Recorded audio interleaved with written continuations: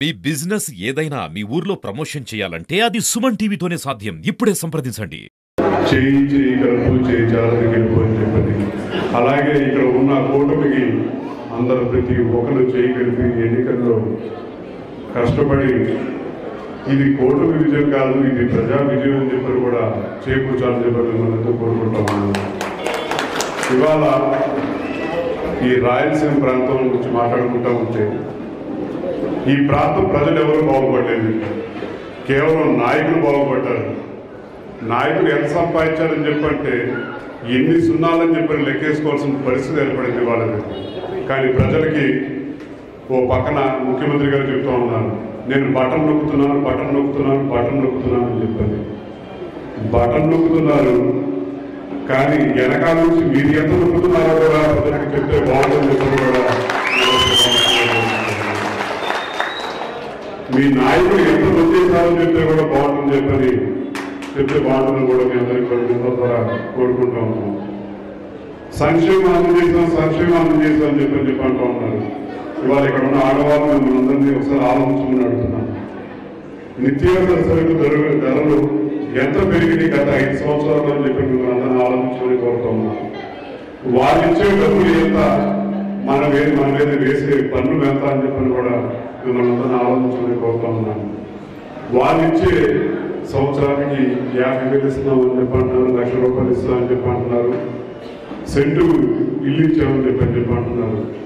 పేదవాళ్ళకి సెంటు ఇల్లు ఇచ్చామని చెప్పి అంటున్నారు. కానీ మీరు మాత్రం ఇక్కడ ఉన్న నాయకులు గత 5 సంవత్సరాల్లో ఎన్ని వందల వేల ఎకరాలు కొన్నారని చెప్పని కూడా మిమ్మల్ని అందరినీ ఆలోచించమని చెప్పని కోరుతా ఉన్నాం.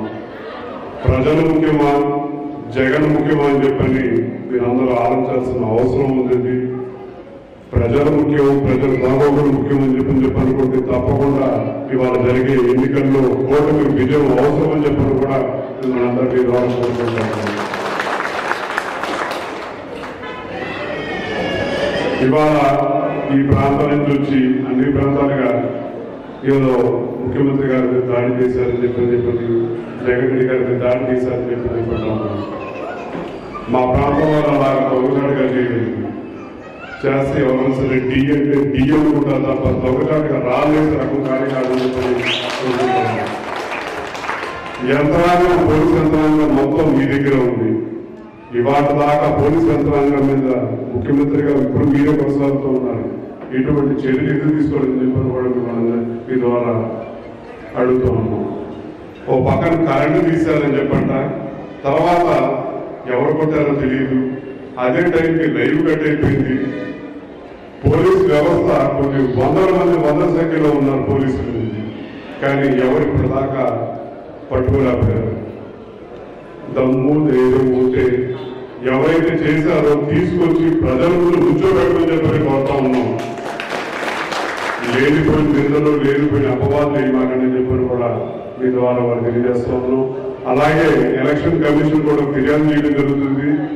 నిజంగా ఎవరైనా చేస్తుంటే వాళ్ళని శిక్షించండి, లేదా ఇది ఎవరు చేశారో నిరూపించలేకపోతే సంబంధించిన అధికారుల మీద కూడా ఎలక్షన్ కమిషన్ ఒక చర్య తీసుకోవాలని చెప్పి కూడా మీ ద్వారా కోరుతా ఉన్నాం. ఈ రాయలసీమ భవిష్యత్తు ప్రజల చేతిలో ఉంది. మీరు నిర్ణయించబోయే మీరు ఈపోయే ఓటు ద్వారా ఈ ప్రాంతానికి జహాన్ గారిని శాసనసభ్యుడికి ఎన్నుకోవాలని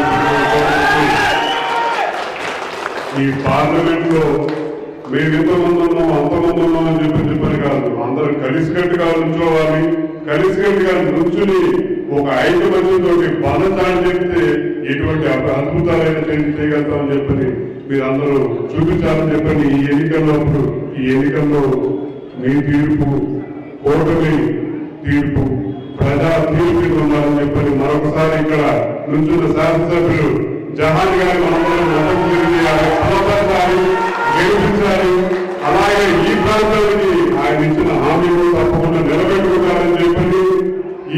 ఇవాళ ఏర్పరిచిన అనుబంధం ఈ ఒక ఎన్నికల్లోనే కాదు, భవిష్యత్తులో కూడా తప్పకుండా మీతో పాటు కలిసికట్టుగా ఉంటామని చెప్పని కూడా మరొకసారి మీ అందరి సభాముఖంగా తెలియజేస్తూ ఇంత అభిమానంతో పిలిచారు. తప్పకుండా ఎన్నికల్లో కూడా ఇదే అభిమానంతో ఇదే ఉత్సాహంతో మన జవహర్ గారిని గెలిపించి మనందరం మన నాయకుడి కింద గెలిపించుకుందాం అని చెప్పి మనందరినీ కోరుకుంటూ మాకు ఈ వేదిక మీద అర్హత కల్పించిన మా నాయకుడు కీర్తిశేషులు వంగవీటి రంగా గారికి జోహార్ తెలియజేస్తూ సెలవు